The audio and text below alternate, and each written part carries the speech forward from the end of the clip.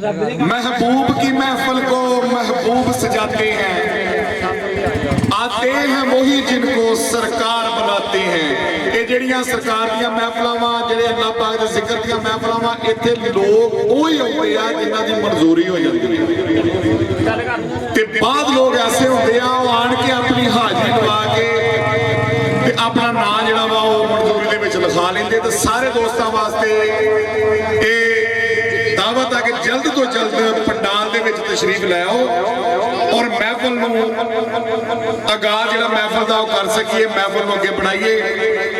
मुड़ के अगे भी टाइम तुहानूं पता वा थोड़ा वा, मुड़ के नात खाना नूं भी टाइम देना वा, खतीब महफिल वा ते सारे दोस्त जल्द अज जल्द तैयार हो के वजू करके ते महफिल दे विच तशरीफ लै आओ। उस तो बाद लंगर दा भी इंशाअल्लाह ताला वसी इंतजाम आ।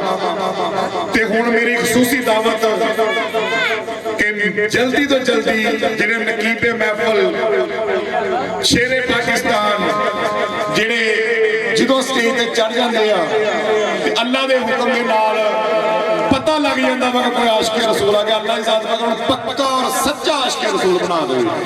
अज दे इस महफिल के नकीबे महफिल जनाब राणा अमजद कारी साहब वो स्टेज ते तशरीफ लै आन के अपना जिहड़ा काम आ सारा अंजाम देन, अपनी ड्यूटी देन। राणा अमजद कारी साहब नकीबे महफिल अज दे।